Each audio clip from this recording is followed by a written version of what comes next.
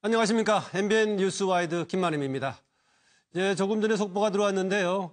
우원식 지금 더불어민주당 대표가 문재인 대통령을 만나서 최소한의 뭔가 조치는 있어야 된다 협력을 했었는데 그 결과가 조대엽 고용노동부 후보자의 자진 사퇴 방식으로 결론이 났습니다. 조대엽 후보자 본인의 임명 여부가 전국 타계에 걸림돌이 된다면 기꺼이 고용노동부 장관 후보자의 사퇴의 길을 택하겠습니다. 이 선택이 부디 문재인 정부의 성공에 보탬이 되기를 바랍니다라고 직접 이걸 얘기했습니다. 임종석 청와대 비서실장이 오늘 국민의당을 찾아서요. 정치적인 오해를 불러일으킨 데 대해서 유감을 표명하면서 국민의당도 추경심사에 복귀하기로 했습니다. 서로 다른 얘기도 나오고 있지만 국민의당은 사실상 사과로 받아들인다는 이런 입장입니다. 그래서 지금 전국의 여러 가지 변화에 지금 조짐이 되고 있는데 바람직한 방향으로 진행되기를 기대하면서요. 상세한 논의는 오늘 패널들과 더불어서 시작을 하겠습니다. 첫 번째 주제 주십시오.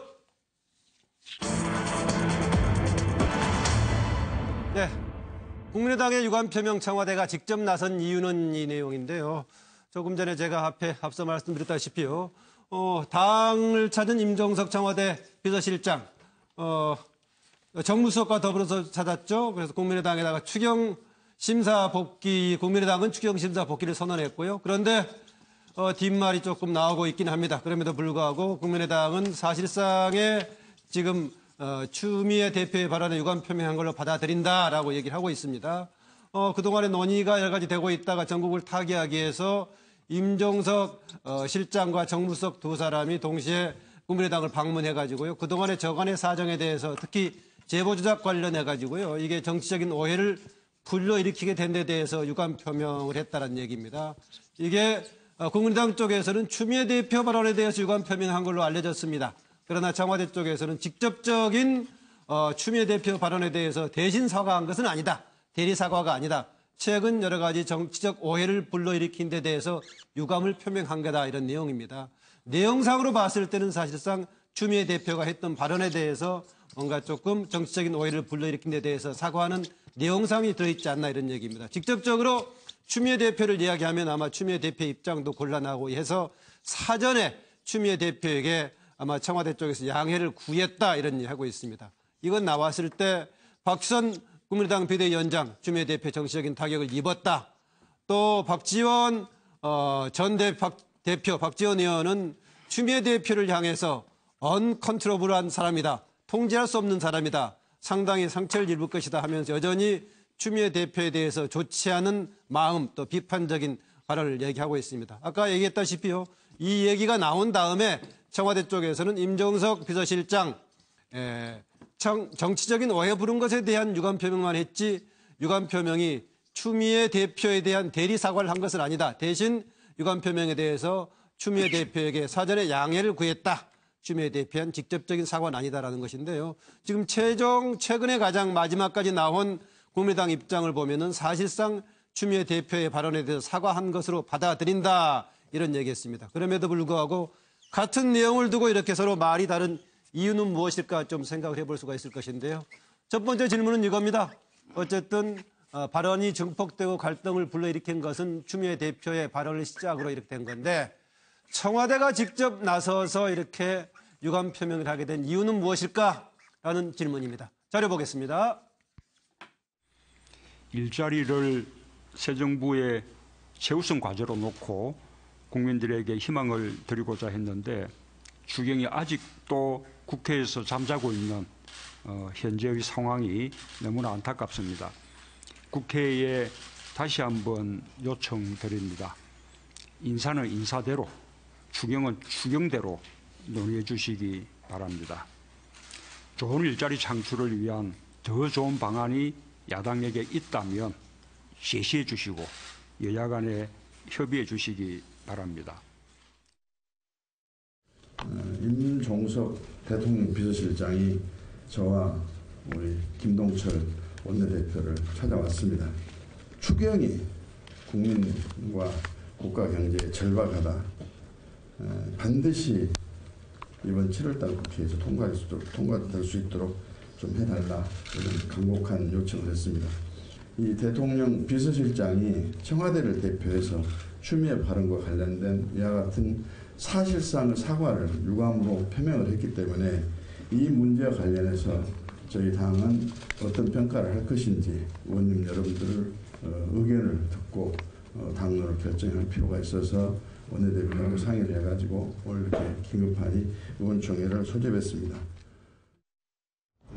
청와대 비서실장이 대통령도 못 말리는 언컨트롤러블한 사람이기 때문에 자기들이 사과한 것은 굉장히 추미애 대표에게 정치적 데미지가 갈 것이다.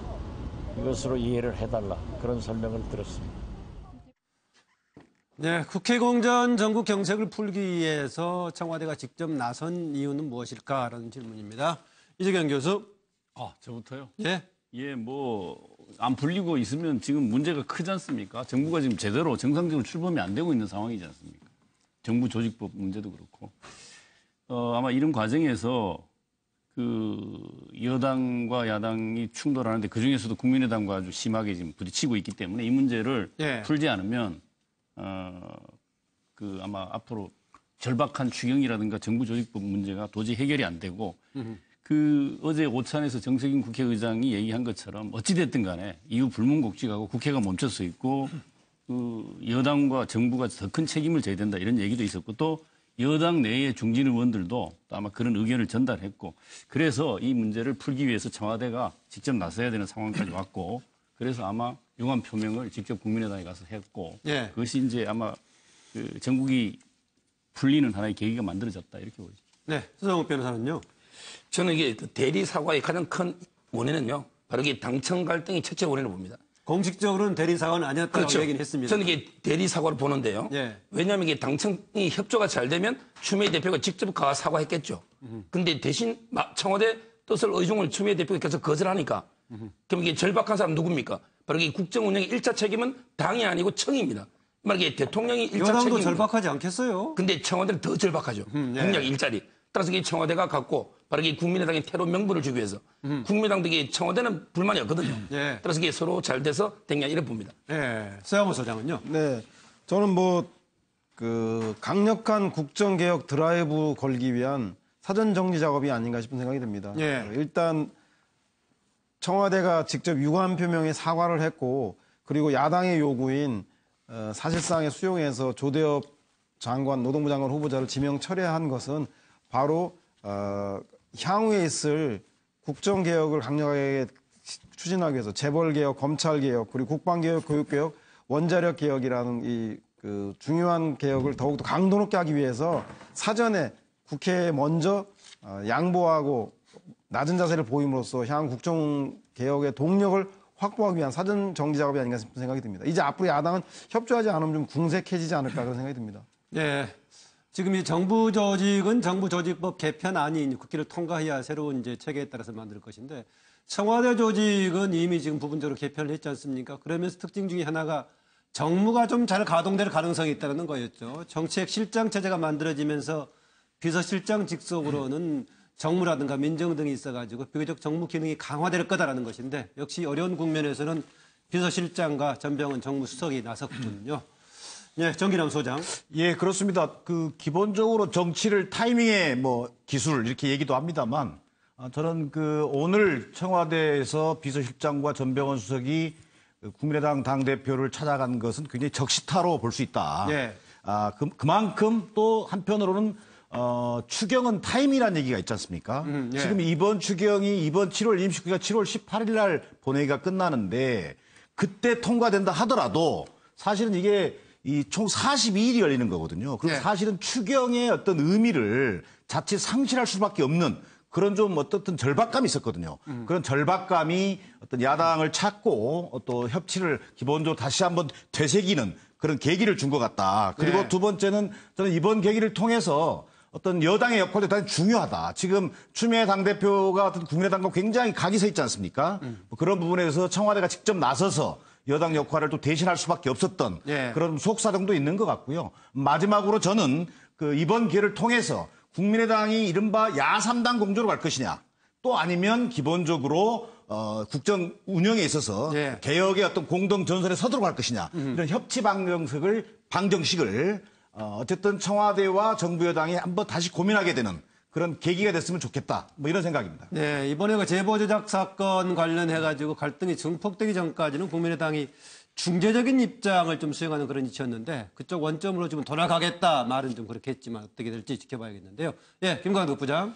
네, 저는 이번에 그 국민의당의 유감을 표명한 거는 비유를 하자면 그 전에 새 정부 출범 직후에 추미애 대표를 찾아가서 임종수 실장이 장미꽃 한 송이를 전하지 않았습니까? 예, 그랬죠. 근데 오늘은 국민의당의 장미꽃을 직접 전한 건 아니지만 말로 장미꽃 한 10송이 정도를 전달한 그런 거다. 그렇게 생각합니다. 요새 김광덕 부장 비유가 정말 점점 멋져지네요. 아니 뭐 그래서 그 장미꽃 하면 연상이 되지 않습니까? 그래서 예. 사실 달래기를 하는데 그럼 그 이유는 뭐냐? 지금 현재 추경을 빨리 처리해야 되는 것도 있지만 지금 야 3당 공조가 최근 들어서 거의 콘크리트 식으로 가려고 하는 경향을 보였어요. 예. 그렇기 때문에 그걸 빨리 흔들어서 야 3당 공조에서 국민의당 캐스팅 보트를 지낸 국민의당을 떼어내야 된다. 더 이상 콘크리트로 굳기 전에 그런 목적을 갖고 이렇게 한 것으로 보입니다. 예, 두 개를 같이 겨냥한 거다. 네, 황장우 소장. 6월 한 15일부터요. 근 한 달간 사드나 방미 문제를 둘러싸고요. 모든 청와대의 기능이 그쪽으로 집중되면서 예. 그 사이에 민주당이 강경 일변도로 가게 되면서 민주당 안에서 이 문제를 갖다가 이 일종의 이 컨트롤할 수 있는 기능이 사실상 없어져 버렸습니다. 예. 그래서 이제 지금까지 와서 이제서 한 달의 시간을 갖다가 협의하고요. 지금 청와대 정도 되면 멀티타스킹으로 대통령은 방미나 사드에 매달린다 하더라도 적어도 예. 당은 당대로 돌아가고 저 국회 현안은 현안대로 당에서 해결할 수 있는 능력은 가져야 되죠. 예. 그런데 괜히 강경으로 가서 국민의당에는 국민의당의 진로에 대한 어떤 작업 의도가 있는 게 아닌가. 이런 어떤 시각을 주면서 국민의당의 민주당과 통합을 하고 싶어하는 의원들까지도 다 돌아서게 만들었거든요. 예. 그런 부분에서 늦게라도 이렇게 해서 이제 풀어보겠다. 좀 백을 느꼈겠죠. 예. 근데 그간에 왜 이게 이렇게 오랫동안 방치되었는가. 장관 임명도 되지 않고 하는 상황이었어요. 그것도 또한 의문이고요. 예. 그다음에 오늘 기왕에 비서실장이나 정무수석이 갔으면 예. 깔끔하게 정리를 해야 될 건데 또 갔다 와서 그 박주선 비대위원장과 추미애 현 대표에 대해서 말을 했니 안 했니 하는 부분에서요. 예. 청와대가 어쨌든 이런 지금 정말로 정무 능력이나 국회와의 관계 이런 부분에서 좀 이렇게 기능을 높여야 될 것 같습니다. 네. 아예 할 바에는 좀 더 깔끔하게 할 수 있었으면 하는 아쉬움이 있다. 뭐 이런 얘기 같은데요. 더불어서 지금 일단 그래서 국민의당이 추경에 참여하는 쪽으로 가닥을 잡은 것 같습니다. 아까 나왔지만은 청와대 쪽과 또 민주당 쪽에서 약간의 조금 다른 분위기가 다른 발언을 하긴 했습니다만은 사실상에 지금 사과를 한 걸로 받아들이겠다 참여하게 된 것 같습니다. 여기에다가 지금 인사 문제를 둘러싸고 있는 갈등이 나와 있었는데 청와대 쪽에서 거중 조정을 해가지고요. 조대엽 고용노동부 장관 후보자가 자진 사퇴해서 문재인 정부를 돕는 길이라면 사퇴하겠다 사퇴를 했는데요. 이 사퇴가 이후에 과연 이제 전국을 풀면서 추경에 의해서 정부조직 개편안까지 나가면서 전국이 제대로 돌아가는 실마리가 될 수 있을지 패널들을 듣기로 하고요. 네, 자료 보겠습니다. 오늘이 마지막이라는 각오로 국회 정상화를 위해 남은 시간 최선을 다해서 뛰겠습니다. 인생의 시계는 초조하게 흘러가는데 우리 국회의 시계만 느리게 흘러가고 있는 것 같습니다. 절박한 민생을 살리기 위한 금쪽 같은 시간을 안타깝게 흘려보내고 있다고 생각하면 참으로 국민에게 송구하고 무거운 마음을 정말 가눌 수가 없습니다.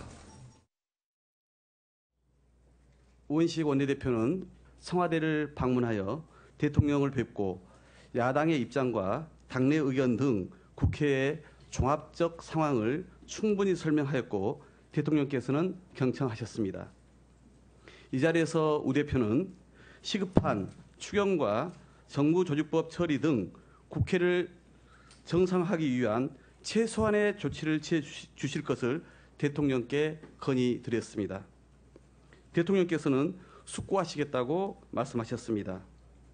이에 우 대표는 대통령께서 이러한 조치를 취해 주시면 앞으로 책임 있게 국회를 정상화시켜 나가겠다고 말씀드렸습니다.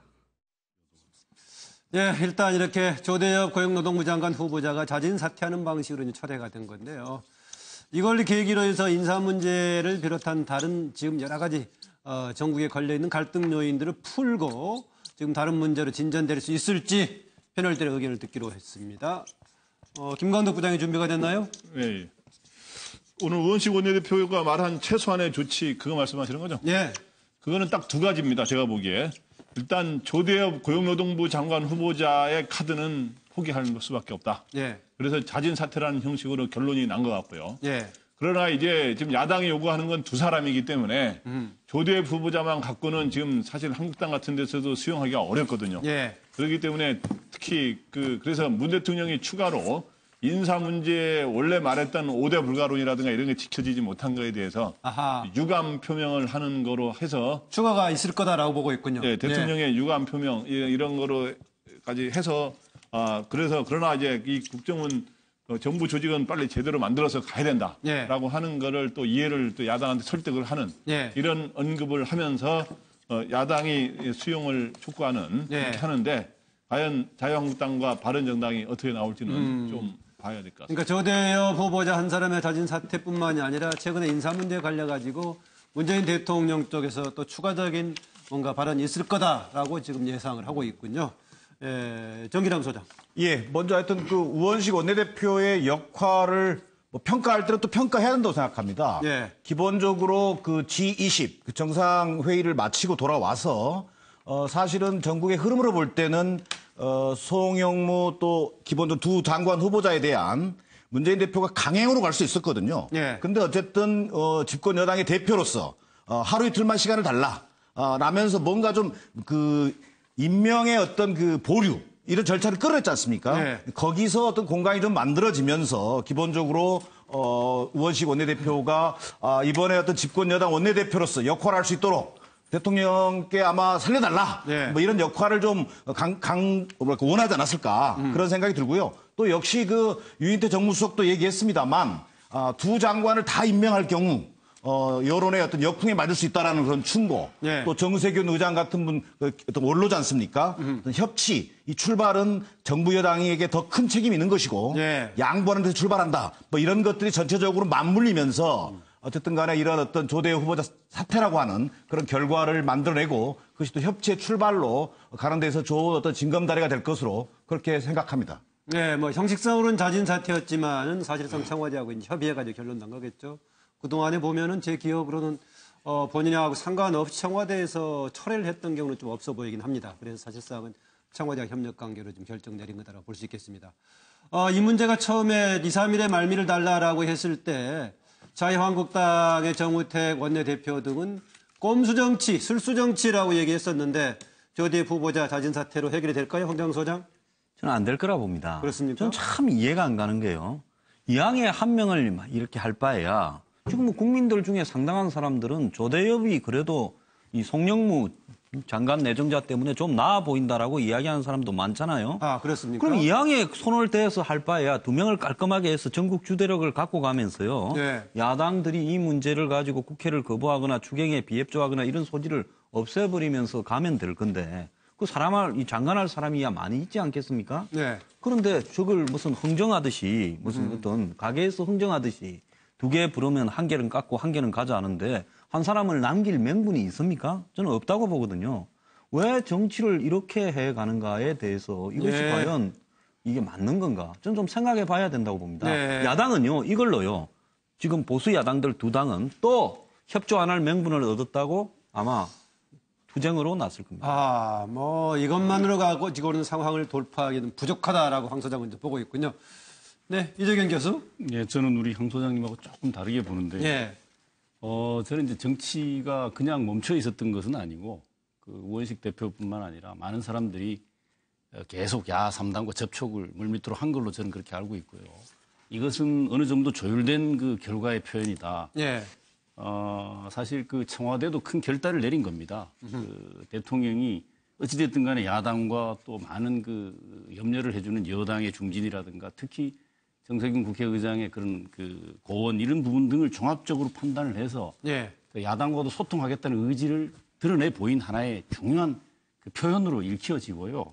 그래서 제가 보기에는 어느 정도 우원식 대표가 그런 부분이 조율된 상태에서 아마 이런 일련의 조치가 나왔다. 저는 그쪽에 훨씬 더 비중을 두고요. 예. 야당도 사실은 모든 걸 완벽하게 야당이 원하는 걸 다 받아줘야만 복귀하면 국회를 버린다는 비난으로부터 자유로울 수 없기 때문에 저는 예. 이제 복귀를 해서 7월 국회가 빈손으로 끝나지 않게 된다고 보고요. 18일 본회의 있는데 한 4일 정도 남았지만 토요일, 일요일도 일한 예가 있습니다. 예. 그렇다면 충분히 추경안도 처리가 가능하고요. 예. 정부조직법은 특히 야당도 반대하지 않는 법안 아닙니까? 안 흔들었잖아요. 기존 예. 정부 걸. 그러면 제가 보기엔 이번 7월 국회가 재헌절 69도를 맞는데 7월 18일 날은 7월 국회가 소기의 성과를 낼 수 있도록 저는 청와대가 결단을 내렸다. 저는 예. 그렇게 보고 그 야3당이 국회에 복귀할 거다. 이렇게 봅니다. 네, 7월 임시국회가 지금 18일까지로 원래는 지금 일정이 발표가 돼 있습니다만 임시국회는 30일 이내에 할 수 있도록 돼 있어가지고 국회에서 필요하면은 일정을 연기하는 것도 제가 검토하는 걸로 조금 알고 있습니다. 네, 서정욱 변호사. 저는 이게 우원식 원내대표가 그냥 최소한의 조치는 바로 이게 자유한국당이나 바른정당 여기까지 만족시키는 조치는 아니더라도 예. 최소한 이게 국민의당한테는 테러 명분을 주는 조치. 제가 보기에 자유한국당이나 바른정당은 둘 다 낙마하거나 이게 최소 한 명일 때는 송영무 국방장관이 낙마를 원했거든요. 아하. 근데 조대엽 장관이 됐잖아요. 근데 제가 보기에 또 청와대 입장에서는 송영무 장관 절대 안 돼요. 왜냐하면 이게 해군참모총장 출신으로 합참까지 경력이 있어서 국방개혁 하려면 그밖에 없거든요. 예. 따라서 이게 저는 아마 그 요청한 게 조대엽 자진 사퇴 이걸 이게 요청한 게 아닌가 예. 이래 보입니다. 그래 뭐 최소한의 조치로 최소한의 목적은 달성할 수 있다고 지금 보십니까? 국민의당하고는 이제 사과하고 조대엽 사퇴로 예. 어느 정도 이게 교감이 된 걸로 보입니다. 예, 그러니까 대국회 전략도 포함된 최소한의 전략이었다는 얘기입니다. 네, 세양호 소장. 네, 우원식 대표는 그 야당의 요구를 최소한 수용해야 국회가 정상으로 운영된다 그래서 송이냐 조냐 둘 중에 한 사람은 그 지명철회라든가 자진 사퇴 형식을 밟아야 한다라고 인사 문제를 최소한의 조치로 건의했던 것 같습니다. 청와대는 결국은 국방개혁은 도저히 양보할 수 없다. 그래서 노동부 장관을 그 희생펀트, 희생플라이로 내세웠는데 근데 청와대의 속내는 그런 것 같아요. 예. 이게 야당을 위한 배려 카드가 아니라 제가 볼 때는 우원식 원내대표, 즉 더불어민주당의 여당의 의견을 수용하기 위해서 당청 관계를 위해서 이 후보 하나를 사퇴한 거를 통해서 우원식 대표의 지도력, 리더십을 살려준 거다. 예. 아마 청와대에 이럴 겁니다. 조대엽 후보자를 지명 처리한다고 해서 야당, 특히 자유한국당이 나머지 추경 문제라든가 인사 문제에 대해서 협치할 것이냐 천만의 말씀. 이제 그 인사에 책임을 지고 민정수석 검증 부족에 대한 문제 그리고 비서실장 인사추천회의의 대표 실무 책임자인 비서실장에 대한 사과나 사퇴를 요구할 거다. 예. 그럼에도 불구하고 우원식 대표의 리더십, 당청의 튼튼한 결속을 위해서 양보한다라고 하는 우원식 대표를 위한 예. 제가 볼 때는 고육지책이 아니었나 생각이 듭니다. 예. 세양호 소장 일관된 논평 잘 들었습니다. 만약에 이게 정상화된다면 사실상 지금 대통령의 정상 외교 이후에 지금 국내 여러 가지 논의해야 될 과제들이 있을 겁니다. 그래서 그것에 대한 아마 대국민 보고, 결국은 국회를 향해서 보고하는 절차가 되겠죠. 해가지고 국내에서 해야 될 숙제들에 관한 논의가 추진될 과제들도 상당히 많이 안고 있어서요. 일단 어느 방향이든 간에 여야 정당들이 서로 원하는 방향대로 최소한의 좀 합의를 봐서 잘 진행되기를, 오늘의 여러 가지 조치들이 청신호가 되기를 기대합니다. 또 추가 자료 있다고요? 예. 걸그룹처럼 환대받은 김정숙 여사 관련된 오늘 소식인 것 같네요. 오늘 전주교육대학교 군산부설초등학교를 방문했는데요. 이쪽에서 아마 편지로 초청을 해서 갔다는 얘기입니다. 김정숙 여사 초등학교 아이들하고 합창을 했는데 노래 알죠? 하던데 이 관련해서 같이 포함했던 얘기 같은데 어린이들이 행복한 나라, 여러분의 가족이 행복한 나라를 만들도록 대통령 할아버지와 제가 열심히 일하겠다 뭐 이런 얘기가 했던 것 같습니다. 저를 조금 보고 다음 주제 넘어가겠습니다. 안녕하세요. 예, 반갑습니다. 환영합니다. 아이고, 이렇게 집중해 주셨네요. 감사합니다. 예, 감사합니다.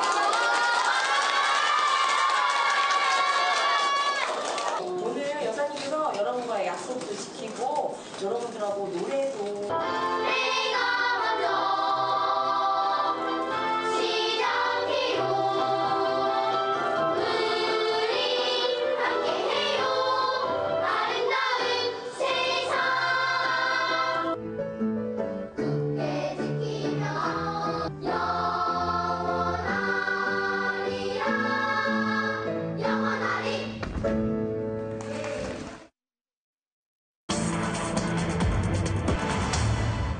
예, 다음 주제인데요. 뒷말만 무성한 사과하자마자 특검 발의한 국민의당은 하고 물음표가 나가 있습니다. 예, 판넬 보겠습니다. 안철수 전 후보 사과하자마자 또 국민의당에서는 정치 공작이라는 주장과 더불어서 특검 카드를 꺼냈는데 이 국민의당에 관한 얘기입니다. 사과했던 내용 어제 오후 3시 반에 했던 내용 일부 좀 소개가 되어 있는데요. 참담한 마음으로 당사자와 국민들께 죄송하다.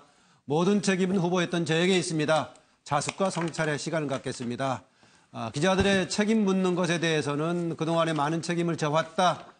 기대 이상으로 요구하는 이상으로 책임을 져왔다. 앞으로 여러 가지 숙고와 성찰을 하면서 당을 위한 방법, 그 길이 무엇인지 고민하면서 결정을 하겠다 했습니다. 그런데 비판하는 쪽에서는요. 공격할 때는 실명으로 하더니 막연하게 당사자란 말로써 두루뭉술한 거 아니냐 이런 얘기 나오고 있고 그동안은 왜 침묵했느냐라는 여전히 얘기가 나오고 있습니다. 자숙과 성찰의 시간을 갖겠다고 하는 거 보니까 정계 은퇴는 아닌가 보다라는 얘기고 그렇다면 뭘 가지고 책임지겠다는 거냐 이런 얘기가 나오고 있습니다. 이 상황에서 상당히 국민의당 어려운 국면을 계속 겪고 있죠. 천막회의, 지방에 내려가서 폭염 속에서 천막회의를 하고 있는데 오히려 이런 어려운 국면이 당을 오히려 단결시켜주는 거 아니냐 내부에 그런 주장을 하는 분도 있습니다. 국민의당 내부에서는 당연히 안철수 전 후보의 사과가 시적절했다라는 얘기를 하고 있습니다. 물론 황주영 의원 등은 진즉했으면 더 좋았을 거다라는 얘기를 하고 있고 상당히 비판도 불만도 표출하고 있습니다만은 당의 당론으로서는 사과가 시적절했다는 입장이고 그러면서도 문준용 관련 특검법 발의를 했고 이현주 의원 최근에 여러 가지 얘기로 조금 곤혹스러운 처지에 있는 이현주 의원 결국은 대선에서 패배했기 때문에 이런 문제가 나오고 있다라는 얘기를 하고 있습니다. 대선에 승리했다면 다른 결과가 나왔을 것인데 대선 패배로서 감당해야 되는 문제다 이런 얘기를 하고 있습니다. 첫 번째 질문은 이겁니다. 안철수 전 후보 제보 조작 관련해서 사과를 했는데 사과에 있는 것과 또 없는 것은 무엇인가라는 얘기입니다. 예, 동영상 보겠습니다. 국민의당은 지난 총선을 통해서 3당 체제를 만들었습니다. 국민들께서 역사적인 다당제를 실현해 주셨습니다. 하지만 신생정당으로서 체계를 제대로 잡지 못한 한계도 가지고 있었습니다. 이번 사건은 검증 부실이 치명적인 결과로 이루어질 수 있다는 사실을 보여줍니다. 결국 명예훼손을 넘어 공명선거에 오점을 남겼습니다. 제대로 된 검증 시스템을 갖추지 못한 것도 모두 제 한계고 책임입니다. 이번 사건에 대한 정치적, 도의적 책임은 전적으로 후보였던 제게 있습니다. 모든 짐은 제가 짊어지고 가겠습니다. 거듭 죄송하다는 말씀 드립니다. 회견문에서 말씀드렸습니다만 앞으로도 계속 정말 모든 가능성을 열어놓고 반성과 성찰의 시간을 가지겠습니다. 당을 위해서 제가 할 수 있는 모든 역할 다 하겠다는 말씀 드립니다. 저는 지금 네, 이번에는 세양호 소장이 먼저 얘기할래요?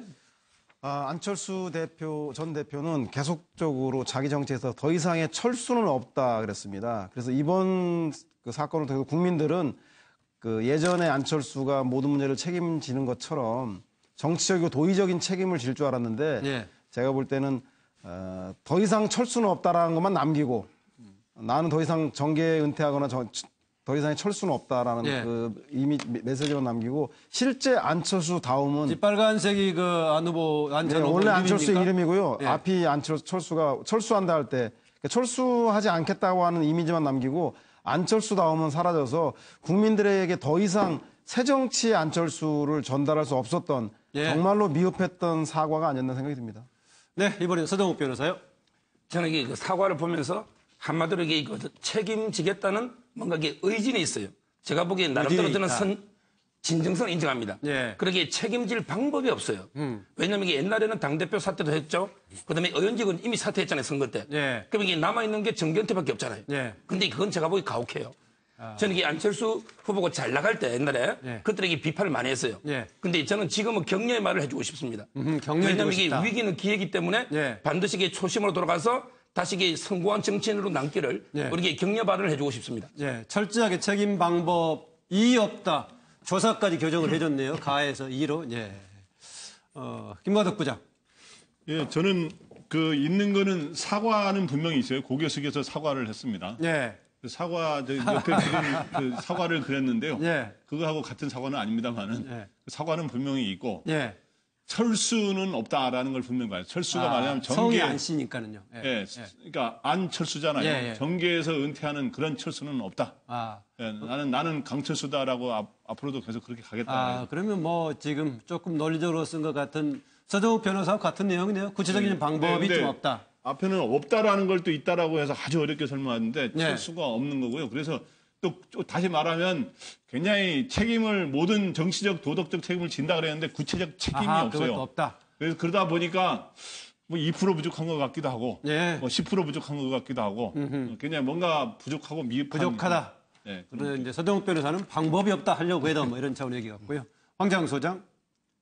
저는 이렇게 봅니다. 굳이 지금 대한민국의 정치인들이 차고 남아서 이렇게 예. 다 비슷비슷하죠. 여야나 뭐 보수 진보할 것 없이요. 아까 장관 후보도 차고 남는다고 했죠. 예, 그런데 굳이 새로운 어떤 사람이 정치를 한다면 새로운 가치를 갖다 내걸어서 정치를 할 필요가 있어서 국민들이 그걸 수용하는 거 아니겠습니까? 예. 근데 본인이 새 정치를 걸고 나왔어요. 2011년부터요. 그러면 그 새 정치라는 것은 가장 핵심적인 게 뭐겠습니까? 정치 공작이나 조작이나 이런 부분에 무리를 하지 않는다라는 거고요. 예. 검증도 정정당당하게 해야 된다는 거 아니겠습니까? 예. 근데 이번에 이 내용을 보면 말입니다. 없는 증거를 만들어내서 했는데 제가 기억하기로 아무리 생각해봐도요. 김대엽 때 그렇게 한 거 말고는 없어요. 근데 김대엽은 뭐 어쨌든 밑으로 연결됐는지는 모르지만 당내 인물은 아니었습니다. 예. 근데 당내 인물들이 저렇게 조작을 해서 이렇게 한 것은 처음이에요. 예. 그런 어떤 부분으로 봤을 때 안 전 후보는 본인이 대선 후보로서 법적으로는 조사해봐라. 예. 그것도 책임질 있으면 지겠다. 어쨌든 다 내 책임이라고 초창기에 당의 발표 직후에 저렇게 했어야 된다. 저는 보고 있고요. 예. 마지 못해가 있고 저는 새 정치가 없다라고 보고요. 그다음에 문준용 씨 의혹을 특검을 해야 된다 할 필요가 저는 있다 봅니다. 예. 왜냐하면 대선에서 당선되고 나면 다 끝이다. 예. 이렇게 가서는 안 되죠. 예, 그건 조금 이따 또 추가할 분이 그런데 있으니까. 예. 문제는 뭔가 하면 이걸 퉁치자라는 식으로 또 그 대선 끝나고 문준용 씨 의혹에 대해서 아무 말 안 하다가 이 문제가 터지니까 특검을 하자고 하니까 예. 그럼 이 문제만 없었으면 조작 의혹이 없었으면 그러면 문준용 씨 문제는 언급 안 했을 거 아닙니까? 예, 이런 예. 부분 때문에 지지를 못 받는 거예요. 예. 이재경 교수. 대부분 비슷한 생각이에요. 예.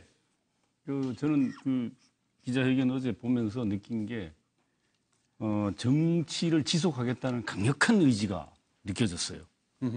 그 표면적으로 사과를 얘기하면서도 사실은 난 정치를 계속할 거야. 예. 그래서 정치 지속 의지가 있고 정계 은퇴가 없었다. 이렇게 이제 운율에 맞추면 그런 거고요. 예. 사실은 저는 조금 아쉬운 게 굳이 그렇게 당사자라는 표현을 우회적으로 예. 실명 거론하면 되잖아요. 예. 그 심적 고통을 줬으면 사과한다 이렇게 하면 될 거 그걸 꼭 고려해서 머리를 짜내서 놀랍게도 당사자의 심적 고통을 사과. 좀 정직하고 시원하게 얘기하면 되잖아요. 예. 문준용 씨에 대해서 상처를 주고 고통을 입힌 거에 사과한다. 이렇게 말하면 깨끗하게 끝날 것 같아요. 당사자 편에 대해서 문제가 있다라고 이제 이재경 교수는 보고 있군요. 저기람 소장은. 예, 그 좀 만시지탄이죠. 하여튼 제보 조작 사건이 불거진 지 16일째 만에 이제 안철수 전 대표가 기자회견을 통해서 사과를 한 건데요. 예. 저는 하여튼 대부분 다 우리 패널들하고 비슷한 것 같습니다. 예. 절박감은 느껴졌습니다. 그러나 정계 은퇴가 없다는 분명한 사실을 못 바꿨던 거 아니냐. 예. 그래서 아침 조간신문 보면 안 내려놓겠다 이렇게 했는데 저 쉼표를 떼면요. 안 내려놓겠다 뜻이거든요. 예. 그런 의지를 좀 느꼈고요. 예. 저는 기본적으로 이게 시기적으로 너무 늦다 보니까 또 뭐 여러 가지 그 내용도 어떤 굉장히 그 모든 책임은 저한테 있다, 자숙과 성찰의 시간을 지겠다지만 구체성이 없다 보니까 사실은 또 국민들이 볼 때는 또 알맹이 없는 뭐 이런 이 사안의 중대성에 비추어 본다면 좀 알맹이가 없는 거 아니냐 뭐 이런 여러 가지 비판도 있겠습니다만 사실 앞서 여러 사람이 얘기했던 것처럼 안철수 대표 입장에서 사실 보여줄 수 있는 게 없습니다. 정치적 책임을 뭐 통감하고 석고대죄한다는 그 표현 외에 사실은 내려놓을 것이 없다 보니까 또 구체적인 뭐 정계 은퇴까지는 뭐 전혀 고려하고 있지 않는 것이고. 잠깐만요. 잠깐만요. 지금 자료가 들어왔습니다. 국회 인사청문회 과정에서 송영무 후보자에 대한 여러 가지 우려의 목소리가 있었던 것을 잘 알고 있으며 후보자의 도덕성과 전문성을 철저히 검증하고자 한 국회의 노력을 존중합니다. 그러나 대통령은 군 통수권자로서 무엇보다 국민의 생명과 안전을 지켜야 할 막중한 책임을 지니고 있습니다. 최근 북한의 미사일 도발 등 남북 대치가 심화되고 국제사회에서는 대북 제재 강화가 논의되는 심각한 상황입니다. 또한 군 인사와 조직의 조속한 안정화와 사기 진작이 필요하며 더 강력하고 유능하고 깨끗한 군을 위한 국방개혁도 더 이상 늦출 수 없는 사안입니다. 이렇듯 엄중한 국내외 상황에서 흔들림 없는 국가 안보를 위해 국방부 장관 임명을 더 이상 미룰 수 없는 입장을 이해하여 주실 것을 요청드립니다. 북한의 계속되는 도발로 국가의 안전을 걱정하는 국민 여러분을 이제는 안심시켜 드려야 할 때입니다. 이상입니다. 지금 송영무 국방부 장관 후보자를 이제 공식 국방부 장관으로 임명했던 것에 대한 대변인의 브리핑이었습니다. 아마 기억하실 겁니다. 전에 국회에서 인사청문 경과보고서가 채택되지 않은 가운데 임명했을 때 박수현 대변인이 브리핑을 좀 무리하게 해가지고 논란을 불러일으켰습니다. 국회의 당시 인사청문은 참고사안이고 결국은 임명권은 대통령한테 있는 것이다라고 단정해가지고 조금 논란을 불러일으켰고 이후에 정석인 국회의장까지 조금 이제 문제를 제기했죠. 그런데 오늘은 그때를 이제 기억을 해가지고요. 국회 인사청문회 과정에서 문제가 있던 것도 부분적으로 드러났다. 그리고 국회를 여러 가지 존중한다. 그럼에도 불구하고 지금 엄중한 상황이고 막중한 과제를 담고 있다. 북미사일의 문제, 국제 제재가 지금 공조 차원에서 더 강화되고 있는 논의가 되고 있고 군인사 문제 등 여러 가지가 지금 엄중한 상황에서 임명할 수밖에 없었다. 이런 점을 상당히 이번에는 국회에 양해를 구하는 입장에서 임명했다는 것을 오늘 임명하면서 박수현 대변인이 얘기했습니다. 일단 그렇게 예정된 순이었는데 청와대 대변인의 조금 태도가 바뀌었다는 것을 좀 새롭게 좀 볼 수가 있겠습니다. 지금 우리가 이야기를 정기남 소장까지 하다가 중간에 좀 그만뒀죠? 마무리하겠습니다. 좀 뭔가 우리 국민들에게 울림이 있었으면 했던 아쉬움이 있다. 그래서 좀 이게 이번 계기로 결국은 사과 기자회견이 중요한 것이 아니라 안철수 전 대표가 왜 정치를 하는지, 누구를 위한 정치를 할 것인지에 대한 근본적으로 반성과 성찰의 계기가 됐으면 좋겠다. 5년 뒤 대권 도전을 지금 얘기할 때는 아니다. 뭐 이런 생각입니다.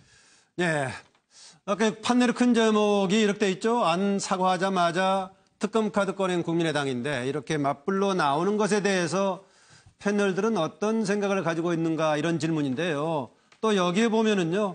오늘 또 청와대 사과를 통해서 추경에 복귀하는 걸로 국민의당이 의청을 통해 결론을 내렸죠. 그럼에도 불구하고 추미애 대표에 관해서는 여전히 곱지 않은 마음 이런저런 발언까지 나오고 있는데 이렇게 나오고 있는 것에 대해서 조금 추가 자료를 보고 나서요. 우리 패널들의 평가를 듣기로 하겠습니다. 추미애 사실상 검찰총장이 수사 지침, 아예 결론까지 내리고 있으면서 이 사건이 이상하게 흘러가니까 이 수사의 공정성을 도저히 믿을 수 없는 상황이 됐지 않습니까? 현재의 검찰에게 대해서는 또 그렇다고 해서 또 특혜 의혹도 수사를 않고서 하나의 의혹으로 남아있는 그것을 수사 안 할 수는 없는 거니까 그래서 이 두 가지 사건을 수사의 공정성 그리고 국민적 신뢰를 위해서 특검밖에 답이 없다는 생각을 하게 된 거고요. 예, 지금 이제 김동철 원내대표 얘기만 좀 들어봤었는데요. 어쨌든 간에 조금 국회 운영 자체는 분위기가 좋아지는 쪽인데요. 뭐 아다시피 화면에 나오고 있는데 어제 안철수 대표가 사과를 했는데 오늘도 계속 이어지고 있죠. 김동철 원내대표의 경우에는 사실상 증거 조작이라는 것도 근원적으로 문준용 의혹이 있는 가운데 이런 문제가 발생했다. 문준용 의혹이 없었다면 증거 조작도 없었을 것이다. 즉 특검법 발의의 필요성을 이렇게 설명을 하고 있는데요. 또 부정적으로 평가하는 사람들은 김동철 원내대표의 발언에 대해서 비판적인 견해를 보이고 있기도 합니다. 종합적으로 우리 패널들은 어떻게 평가하는지 황장훈 소장 먼저 준비가 되어 있네요. 저는요, 아까 말씀드린 대로 지금 특검을 내고 했지만은 궁극적으로 국민의당의 문제는요, 지금 외부의 민주당의 공격이나 머리를 쳐라라는 말이나 또 네. 검찰의 수사가 문제가 아니라고 봅니다. 정상적으로 내공이 있고 당의 정체성이 확실한 정당 같으면 이 정도는 다 버티지요. 아하. 문제는 당의 내부의 대선 패배 이후에 대선에서 국민들은 얼마든지 질 거라고 생각을 하고 있었습니다. 그런데 그 이후에 더불어민주당하고 합당을 해야 되지 않냐부터 호남의 지지가 좀 빠지니까 흔들렸어요. 네. 그런 내부 혼란이나 지금 당이 뭐 때문에 존재하는가 모르는 그런 당의 정체성이 더 문제다 이렇게 저는 보고 있습니다. 네. 오늘 아마 이 사과를 빌미로 해서 이제 국회에 복귀를 한다 하면서 네. 이 특검 부분들도 시간이 지나가면 흐지부지 이렇게 끝낼 네. 가능성이 저는 높다고 봅니다. 이렇게 본다면 국민의당은요, 지금 외부를 비판할 문제가 아니라 왜 우리 당이 별도로 존립되어야 되느냐 하는 당의 네. 가치와 이념적 정체성, 필요성 등에 대해서 내부 구성원들이 좀 잘 다져야 되는 거 아닌가. 그 네. 생각이 먼저 드네요. 예, 당 정체적, 당의 구심력 자체가 약한 게 지금 문제다라고 얘기를 하고 있고요. 상황으로 봐서는 이런 문제가 해결이 되면서 특히 지금 청와대 유감 표명 이후로 특검 문제도 유야무야될 가능성이 있다라고 봅니다. 보니까 황장 소장은 자살골이라고 쓴 세왕호 소장. 네, 저는 뭐 당장 먹기에는 곶감이 달지만 잘못하다가는 그 단 곶감이 목에 막혀서 목숨을 잃을 수도 있다. 왜냐하면 뭐 법리적인 해석이야 우리 서정욱 변호사가 해줄 겁니다. 왜 이게 특검의 사유가 되지 않는 거에 대해서 저는 뭐 정치적인 얘기만 하면 현재 국민의당의 지지율이 지난주 갤럽 조사에 따르면 4%입니다. 5% 미만 지지율은 오차 범위를 따지면 거의 존재 의미가 없다고 할 정도로 바닥을 치고 있는데 거기다가 보수여당과 특검 공조를 한다? 아마 국민의당의 지지 기반인 호남과 중도 개혁층에서는 그렇다면 더 이상 그 개혁 중도층이 아니라고 국민의당을 인정하고 아마 보수야당과의 특검 공조는 그렇기 때문에 자기신의 5% 4% 정도밖에 남아있던 지지 기반마저도 허무는 결과를 나오는 정치적으로 아주 치명적인 악수가 될 가능성이 매우 높다는 생각이 듭니다. 그래서 네. 안철수 대표의 사과조차도 빛을 발하지 못할 그런 그 정치적인 실책이 아닌가 생각이 듭니다. 네, 오히려 사과가 얻은 조그만 점수까지도 깎아먹을 수 있다라고 보고 있군요. 그런데 뭐 2% 받든 3% 받든 진보 정당들 소수 정당 해왔으니까 없는 거나 마찬가지는 좀 아닌 것 같고요. 네, 이정현 교수. 네, 저는 어쨌든 국민의당이 하루빨리 원내 3당의 진면목을 바로 보여주고 그래서 다당 체제가 한번 제대로 정착되는 그런 거로 됐으면 좋겠다는 바람을 일관되게 강조하고 있는데. 지금 사과에서는 세왕호 소장 결론하고 비슷하게 쓰셨네요. 예, 그렇습니다. 네. 사실은 안철수 전 대표가 어제 그렇게 사과를 했지 않습니까? 예. 그런데 그 사과에 뭐 진정성까지 논란이 있는 판인데 어쨌든 사과를 했으면 그 다음에 이 특검 이런 얘기 꺼내면요.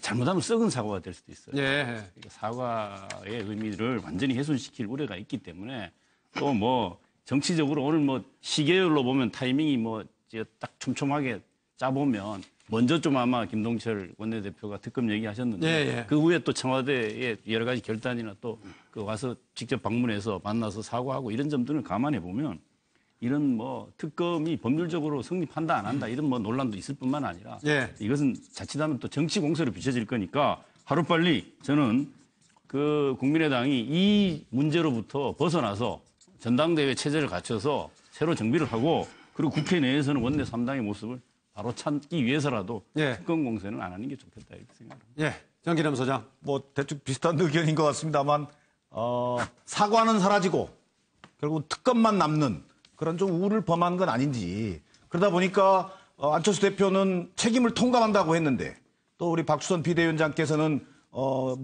문재인 정부와의 정치검찰 1호 사건으로 규정하는 정치 공작으로 또 규정할 수밖에 없는 이런 좀 언밸런스가 지금 연출되고 있다. 이게 당이 수습 국면으로 가자는 것인지 아니면 또 확전하자는 것인지 물론 이해 못하는 바는 아닙니다만 그런 부분에서 지금 당이 어쨌든 체계적인 대응을 못하고 있다.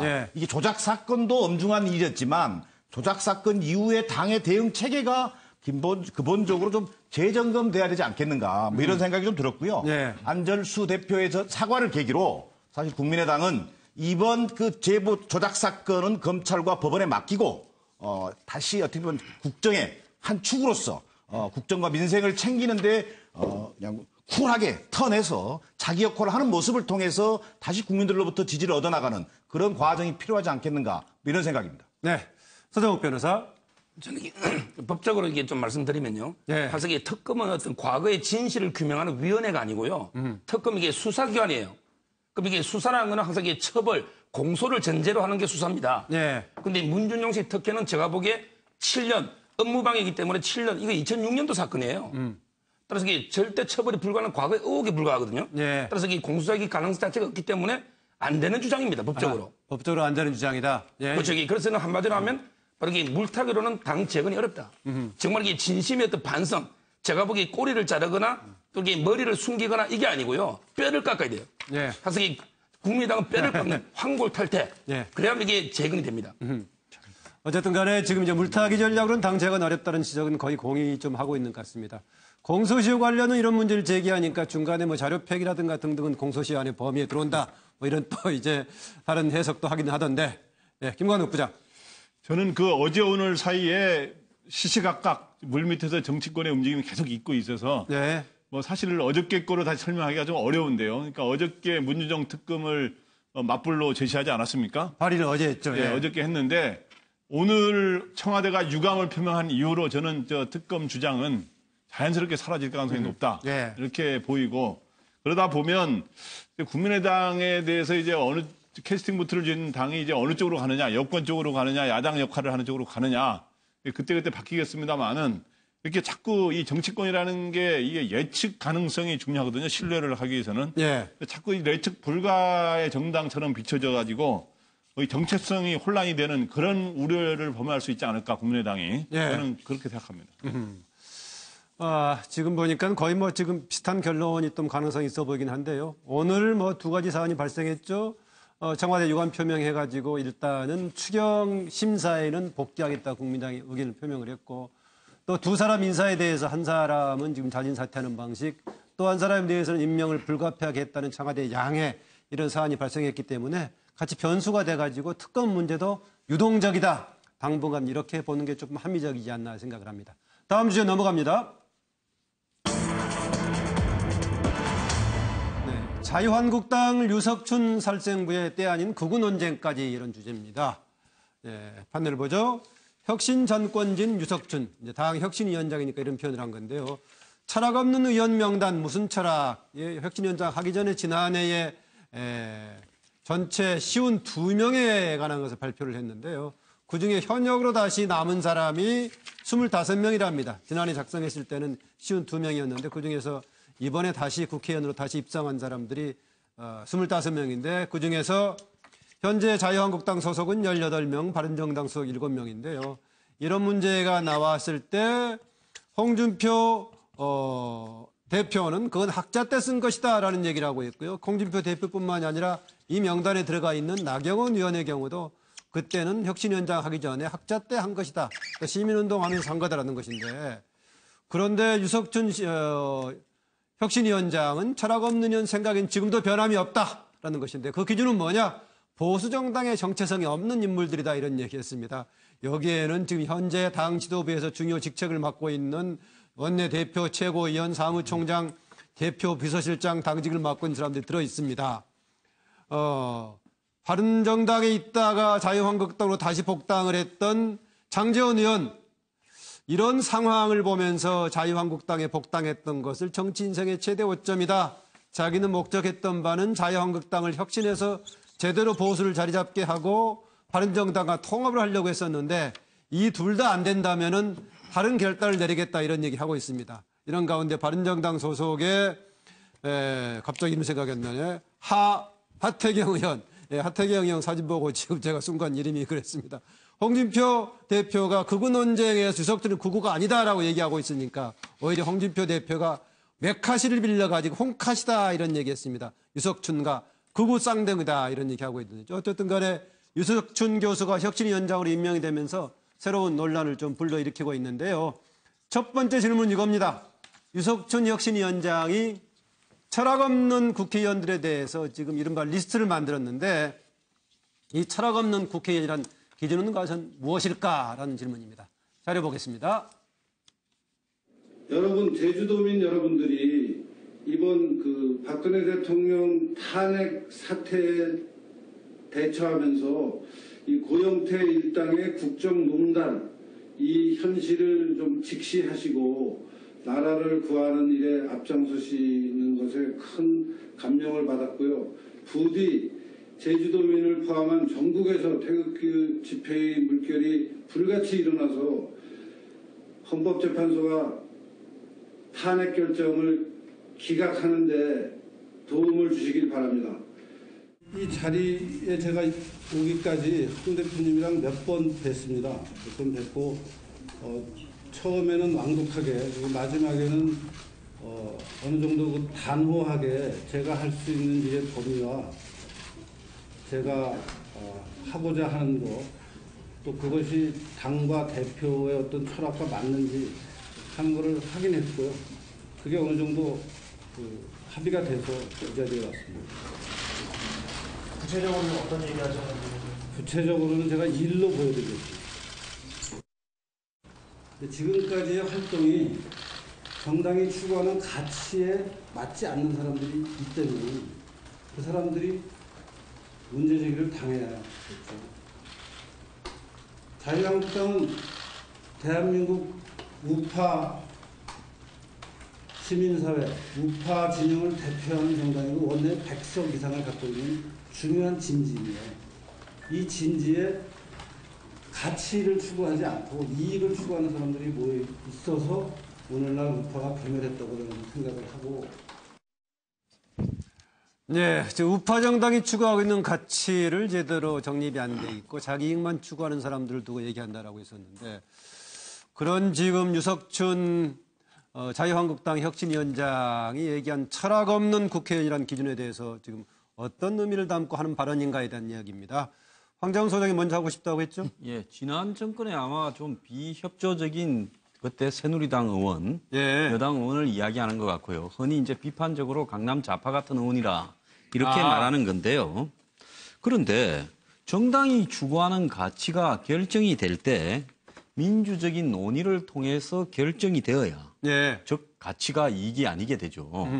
그런데 정당의 의사결정이라는 가치가 한 사람의 결정에 의해서 내려오면 나머지 사람이 따라가야 되는 것이 과연 그게 가치인가? 서비스 산업발전법하고 그다음에 노동개혁법을 이야기하는데요. 서비스 산업발전법에는 누가 보더라도 저는 보수를 지향하지만은 제가 보더라도 이 공공의료를 약화시키는 저는 반개혁적인 측면이 있었다고 봅니다. 더 나아가서 노동개혁법에도요. 지금 가장 사회적 약자인 비정규직이나 파견근료 또 더 나아가서 노동시간에 대한 문제점이 있어서요. 이런 문제에 대해서 여당 의원들이 청와대에서 이렇게 결정하면 1인자가 결정하면 따라야 되는 것이 철학이고 가치입니까?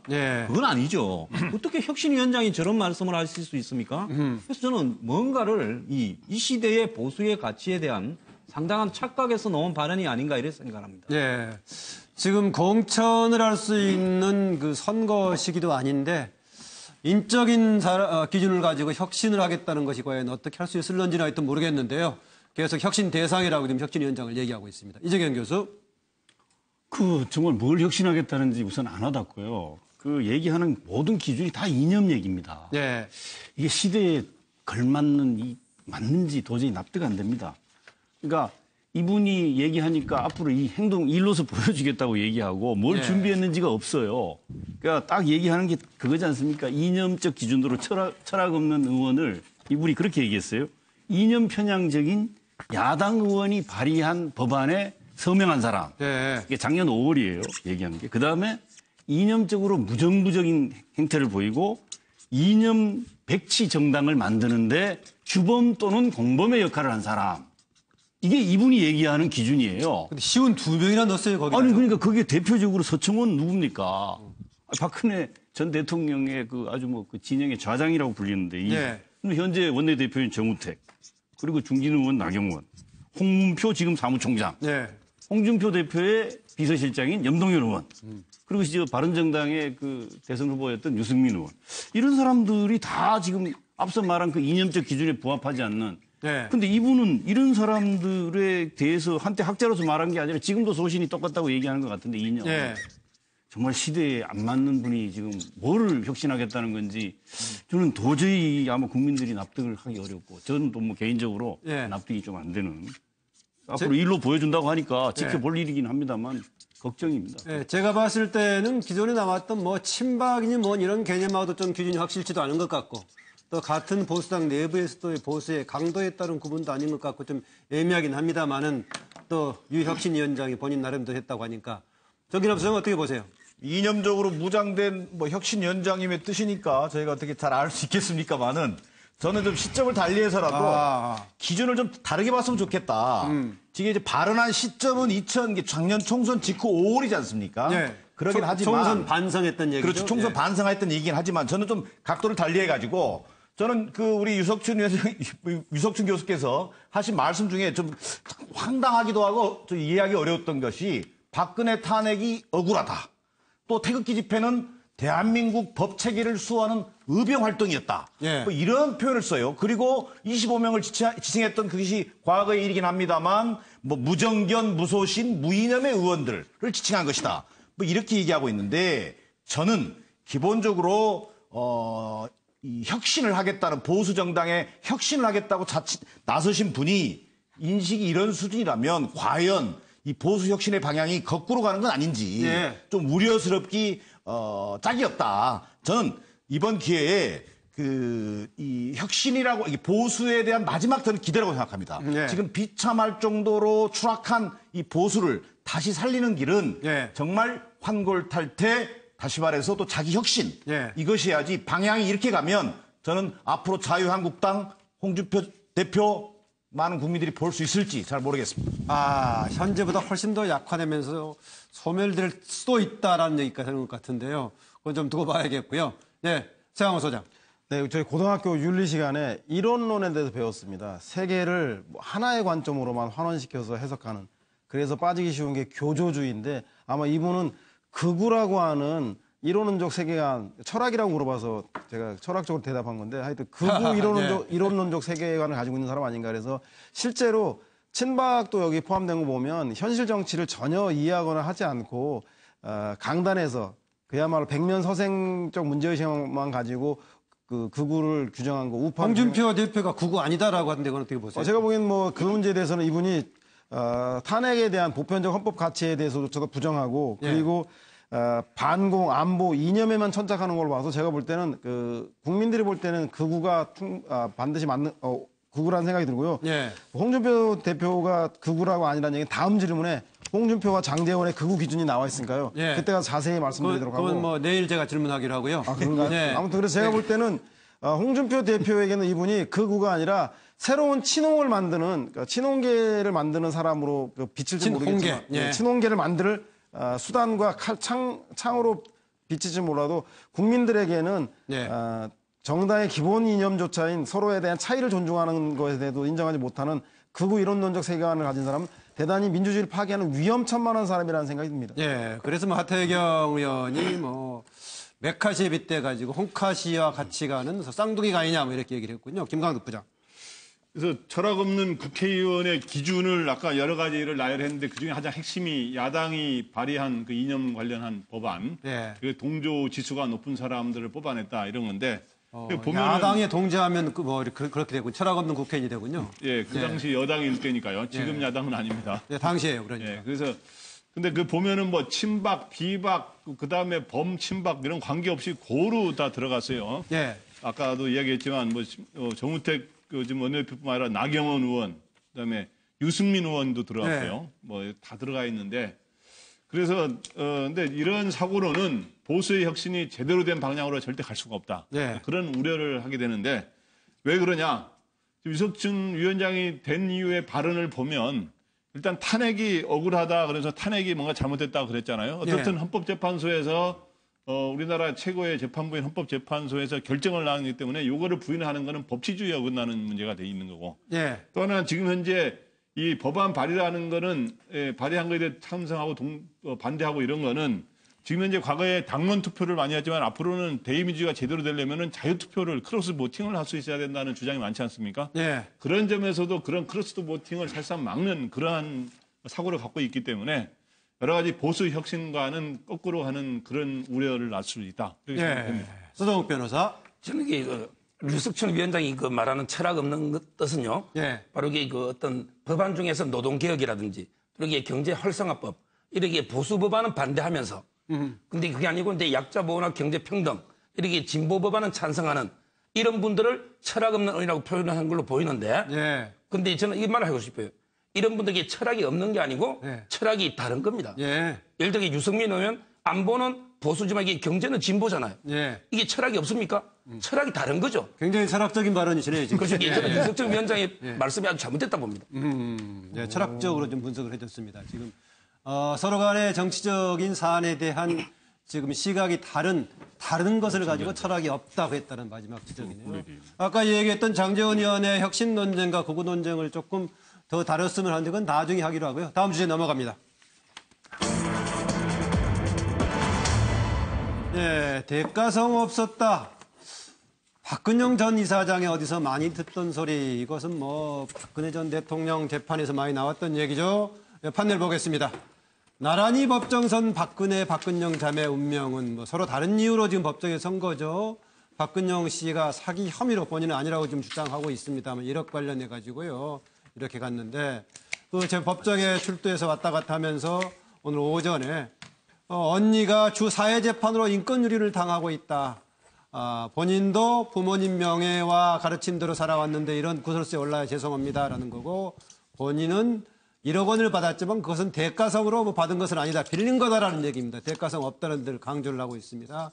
그리고 박정희 100주년 기념 관련해서 우표 발행 계획이 있다가 취소가 됐는데 이것은 민주주의 훼손이다라는 얘기를 하고 있습니다. 박 전 대통령 바락가락이 아파서 재판에 못 나온다고 했다가 이번 주 모두 못 나오겠다. 다음 주 월요일에 나오게 했다가 오늘 보니까 최종 유영하 변호사 등하고 서로 왔다 갔다 해서 내일 오후에는 아마 출석하기로 예정이 된 것 같습니다. 재판부에서 내일 나오지 않으면 바로 강제 구인하겠다 그런 태도를 밝혀서 했던 것인데 어쨌든 나올 수밖에 없게 됐는데 내일 오후에는 나오겠다 이렇게 나오고 있는데요. 지금 우연하게 서로 다른 입장입니다. 박 전 대통령 아다시피 지금 국정농단 관련해서 재판이 진행이 되고 있는 것이고 박근영 씨는 지금 사기 혐의로 이렇게 돼 있는 상황인데 이렇게 우연히 많이 듣던 얘기입니다만은 박근영 씨까지도 대가성이 없다 이렇게 얘기하고 있는데 이것의 의미는 무엇인가라는 질문을 던지고 잘해보겠습니다. 아버지 어머니의 그런 명예와 또 뭐 가르침을 생각하면 제가 참 많이 조심을 하면서 살아왔는데 또 이렇게 구설수에 올라가지고 이렇게 심려를 모두 끼쳐드리게 해서 대단히 죄송합니다. 주 4회 그렇게 무리해서 재판 횟수를 4번씩 한다는 거는 그건 빨리 조정이 돼야 된다고 생각합니다. 그래서 다치셨어요. 너무 정말 힘드시잖아요. 진이 다 빠지는 그런 상황 아닙니까? 그럼 그거 끝나고 나면 그 다음 재판을 준비해야 되고 또 새로운 증인이 나와서 얘기를 하면 그게 어떻게 된 건가 알아봐야 되는데 그런 시간 없이 그러니까 방어권이 유린된 거죠. 저는 제가 힘이 못 대드리는 게 너무 가슴 아픕니다. 그 부분은 정말 죽지 못해 살고 있는 정도의 표현을 하고 싶습니다. 집사람은 그걸 사기라고 생각하지는 않을 겁니다. 본인은 그렇게 생각하고 있으니까. 나도 그렇게 생각하고 있고. 박근영 총재는 사기라고 생각하지 않는다. 그 사람이 사기라고 생각하면서 사기 그걸 했겠어요? 얼마 전에 우리 500만 원 사건 하나 받은 거 있었죠? 그 사건의 시초도 내가 그때도 그 얘기했지만 재판장에서 그 사람은 본인이 그걸 다 껴안은 거예요. 그 세 사람이 연루된 사건 아닙니까? 나는 사기를 한 적이 없다 이거야. 네, 같은 단어를 우연하게 썼는가 모르겠지만 대가성이 없다 이런 의미에 대한 질문이었습니다. 이정현 교수. 예, 법정에서는 도자매라고 이렇게 볼 수밖에 없는데 공통적으로 대가성이 없는 거죠. 예. 액수의 차이만 있지.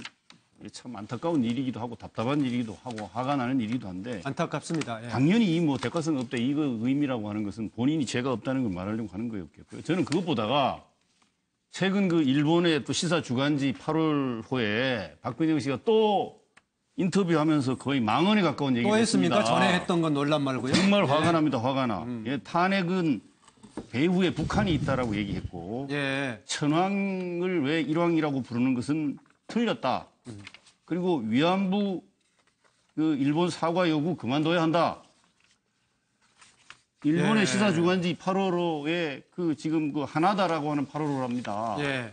전 도저히 이 인식과 사고를 예. 이 납득할 수가 없습니다. 뭐 물론 저분 한 사람 말이 뭐 큰 의미를 갖겠습니까만은 예. 그래도 지금 이런 주목받고 있고 이런 상황에서 일본 언론과 지난번에도 한번 문제를 일으켰습니다. 그렇죠. 예. 반성하고 자숙은 안 하고 또 이런 식으로 얘기를 하는 건 도저히 이거 정말 이해가 안 되는 부분인데 예. 깊이 저는 숙고하고 사과를 해야 될 문제다 이렇게 좀 그걸 말씀드리고 싶습니다. 예, 두 사람 자체가 어떻게 동시에 지금 법정에 서게 된 것 자체가 안타까운 일이지만은 지금 뭐 사기 관련 못지않게 그래도 전 대통령의 딸로서 이런 문제 이렇게 인터뷰하는 자체 좀 심각한 문제다라는 지적입니다. 김광덕 부장. 예. 저는 그 자매의 닮은 꼴의 변명이다 이렇게 보고 싶은데요. 박근영 전 이사장은 돈을 1억 원 받았다. 그런데 그건 빌린 돈이다. 대가성이 없다 이런 건데 박근혜 전 대통령은 나는 한 푼도 안 받았는데 재단이 받았다. 네. 근데 그거는 스스로 출연한 거다. 그다음 대가성이 없다. 뭔가 이 논법은 비슷해요. 말이 조금 다르지만. 예. 그래서 그런 닮은 꼴의 변명을 하는 모습이 참 안타깝습니다. 정확하게 분석을 해줬네요. 네, 서양호 소장. 네, 저는 뭐 그 사기 혐의에서 벗어나기 위해서 대가성이 없고 빌린 돈이라고 법정에서 얘기했는데 전 뭐 일면에 또 진실이라는 생각이 들어요. 아, 그 말 일면은 자체가 진실이다. 진실이 아니라 실제로 대가를 줄 힘이 없는 게 아닌가. 탄핵 전 박근혜 대통령이 대통령 시절에도 박근영 씨를 믿지 못했고 힘이 없으면 힘이 있는 척하면 그게 사기가 되는 겁니다. 그렇습니까? 예. 어찌됐든 대가를 줄 힘은 없었는데 그걸 제가 볼 때는 일면에 자기의 처지를 지금이야 뭐 탄핵됐기 때문에 더더군다나 그것을 들어줄 수도 없고 그래서 자신의 처지에 대한 한탄도 있는 거 아닌가 싶은 생각이 들었는데 예. 아무튼 그럼에도 불구하고 TV나 인터뷰를 통해서 마치 사람들에게 박근혜 대통령의 상당한 영향력을 행사하는 것처럼 하는 예. 그런 좀 박근혜 파리는 이제 좀 그만했으면 좋겠다는 생각이 듭니다. 이제 좀 국민들이 좀 지칩니다. 지쳐. 예. 그 쓸 힘이 있는 것처럼 해가지고 돈 빌리는 것도 사기가 되는 거죠, 손정욱 변호사? 그렇죠. 딱 사기의 핵심이죠, 그게. 그렇죠. 제가 보기 이거는 이게 박근영 씨가 법률 요건을 이게 몰라서 한 변명 같아요. 예. 제가 적어놨는데 아하. 예를 들어 대통령이 혐의는 뇌물죄죠. 예. 뇌물죄는 이게 직무 관련성과 대가성의 요건입니다. 예. 그래서 이게 대가성이 없으면 무죄입니다. 예. 그러니까 이게 사기죄 요건은 대가성하고 아무 관계 없어요. 아하. 무슨 말이냐면 이게 박근영 씨 변명을 받아들인다 하더라도 순수하게 빌린 돈이라 하더라도 만약에 변제할 의사나 능력이 없으면 사기거든요. 근데 문제는 박근영 씨 재산 상태를 보면 바로 이게 변제 능력이 없어 보입니다. 그렇잖아요. 가진 재산이 전혀 없기 때문에. 따라서 이게 본인 해명대로 납품 대가가 아니고 그냥 빌린 걸 하더라도 제가 보기에 사기죄로 처벌될 가능성이 많다. 이래 봅니다. 예, 법률적인 초점을 모르고 한 소리다라는 얘기예요. 그렇죠. 대가성은 사기죄하고 아무 관계없는 요건이에요. 예, 정의람 소장. 근데 우리가 초록이 동색이라고 하지 않습니까? 예. 그 말은 이제 요즘 언어로 얘기하면 대통령의 딸이고 자매 관계인 이 두 사람, 박근영, 박근혜, DNA가 거의 똑같다. 저는 이런 생각이 들었고요. 뭐 1억을 받았다. 그렇지만 대가성이 없다.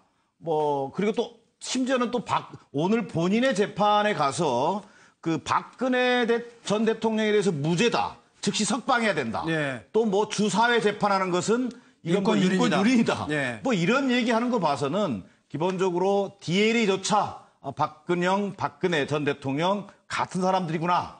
전혀 본인들의 죄에 대한 의식도 못하고 있는 좀 안타까운 생각이 들었습니다. 네, 황장 소장.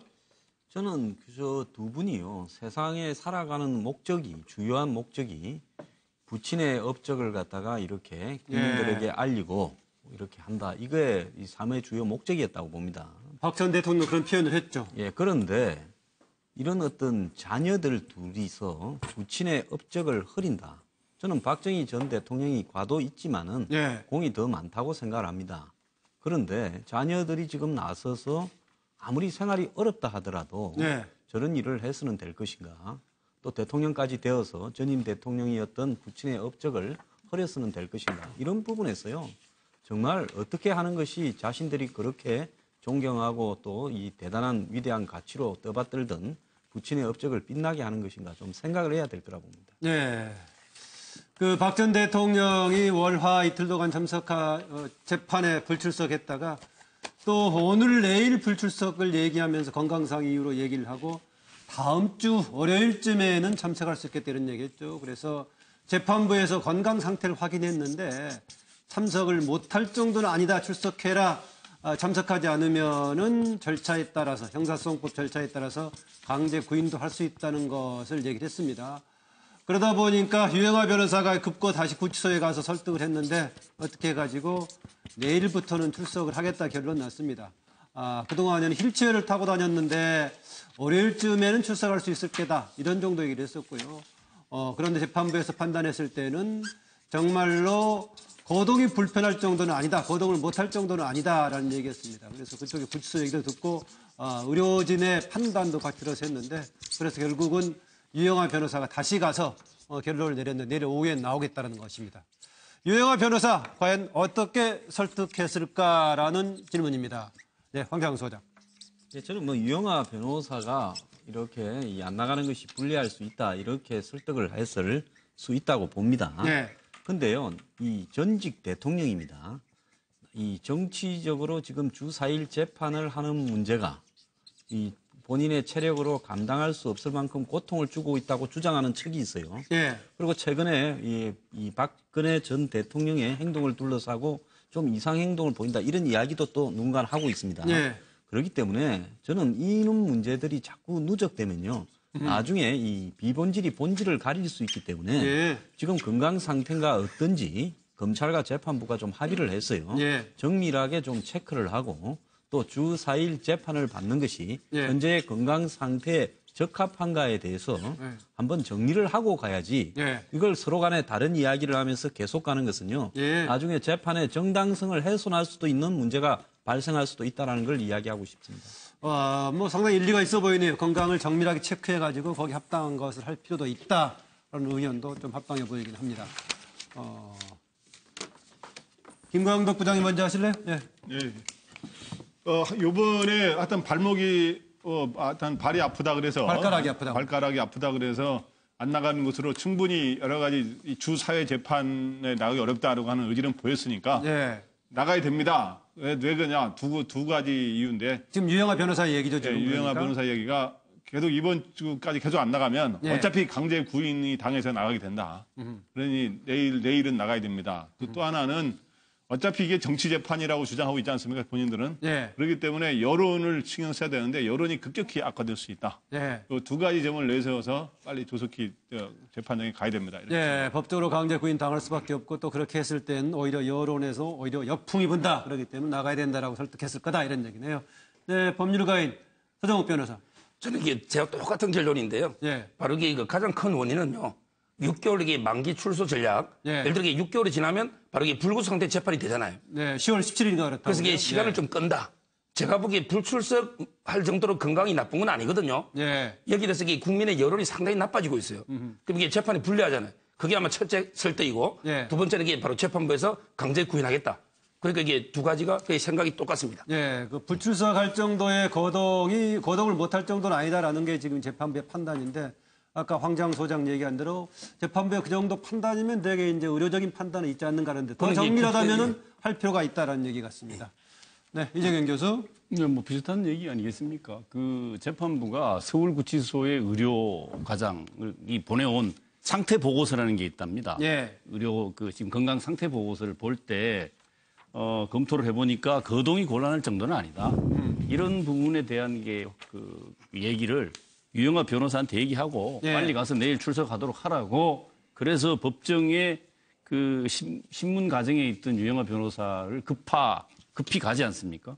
가서 얘기를 했고 그 결과 내일 나오겠다 이렇게 아마 된 것 같고요. 예. 그러나 어쨌든 건강 상태는 면밀하게 각별히 워낙 큰 재판의 당사자이기 때문에 서울구치소 의료진이 면밀하게 잘 체크를 하고 예. 수시로 상태를 재판부에 보고할 필요는 있다 이런 생각입니다. 예, 아마 재판부도 그 점 정확하게 체크해서 하지 않겠나라는 생각이 듭니다. 세양호 소장. 네, 저는 딱 한마디 했을 것 같습니다. 큰일 났어요. 유라가 다 불었어요. 라고 한마디 하지 않았겠나 싶어요. 그래서 대통령이 헉하고 나간 것 같은데 예. 특검이 삼성이 승마 선수 정유라를 위해서 수십억대 명마를 사주었고 이를 박 전 대통령이 요구해서 뇌물 성격을 줬다라는 게 특검의 내용 아닙니까? 근데 정유라가 그동안 이 최순실 씨와 박근혜 대통령, 이재용 부회장은 이것을 전면 부인했는데 정유라가 이것을 인정하는 취지의 진술을 법정에 나와서 했기 때문에 재판 전략을 다시 짜야 되고 지금 비상 상황이다. 나와오셔야 한다라고 하지 않았을까 싶습니다. 네, 지금 그러니까 최근에 정유라의 주변의 만류에도 불구하고 법정 증인으로 출석했던 것이 박근혜 전 대통령의 재판에도 영향을 미친다고 지금 보고 있군요. 정기남 소장. 기본적으로는 강제 구인을 좀 피하고자 한 것 같고요. 여론 악화를 우려해서 아마 유영하 변호사가 추측입니다만 휠체어라도 타고 나가야 됩니다라고 설득하지 않았을까 싶고요. 그러나 여기서 우리가 빠져서는 안 되는 것이 박근혜 전 대통령의 노골적인 시간 끌기 전략이거든요.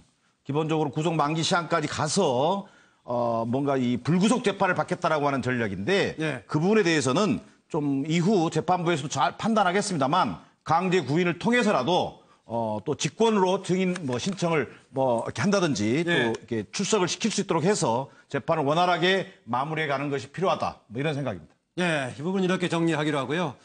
아까 세영원 소장이 장제원 의원과 홍준표 대표가 생각하는 극우, 어느 쪽이 극우인가, 그거 놀리는 기준은 무엇인가 좀 얘기를 하려다가 제가 나중에 하자 했는데 오늘 하세요. 네, 저는 홍준표 대표는 극우라고 하는 얘기를 하면서 사실상은 이 유석춘 혁신위원장을 데리고 온 게 극우냐 아니냐가 중요한 게 아니고 그거는 그냥 단순하게 구실이가 명분이고 친홍이냐 아니냐에 대한 판단을 하기 위한 것이고 장제원 의원은 극우로 한쪽으로 편중되어서 당의 외연 확장을 저지하는 것도 막는 것도 문제지만 그동안 자유한국당 전신인 새누리당이 친박이냐 비박이냐 이 패가름 정치 때문에 아주 홍역을 치렀고 총선에서 패배했는데 또다시 이렇게 유석춘 혁신위원장을 통해서 당을 사람에 따라서 재단하려고 하는 것에 대해서 아마 상당한 우려를 표명하고 있는 게 아닌가. 따라서 극우가 주류와 비주류를 가르는 그래서 당의 인물을 강제로 쳐내는 그런 수단으로 전락할 것에 대한 강력한 우려를 표시하기 아닌가 싶은 생각입니다. 황 소장이 짧게 추가하겠답니다. 예, 저는 극우 판별법이요. 저도 고민을 많이 했어요. 한 80% 정도를 딱 두 가지만 이야기하는 사람입니다. 입만 열면 매사를 종북 척결로 연결하는 사람. 다른 하나는 수구 기득권에 편만 주로 드는 사람. 누가 더 그런가는 국민들이 아시겠죠. 예, 그럼 문제 종북 척결, 수구 기득권 옹호하는 사람 이런 얘기하고 있고. 거기 하나 보탤게요. 헌법재판소를 부정하는 사람. 헌법재판소를 부정하는 사람. 서 변호사는 한마디만 하세요. 저는 이게 홍준표 후보는 너무 거구를 좁히고 장제원 의원이 이게 너무 넓힌다. 이래. 오늘 극우 얘기는 다음 시간이 있으면 더 상세하게 논의하기로 하고요. 7월 13일 MBN 뉴스아이 오늘 여기서 마칩니다. 이어서 김조한 그가 진행하는 MBN 정통 종합 뉴스 8이 이어집니다. 고맙습니다.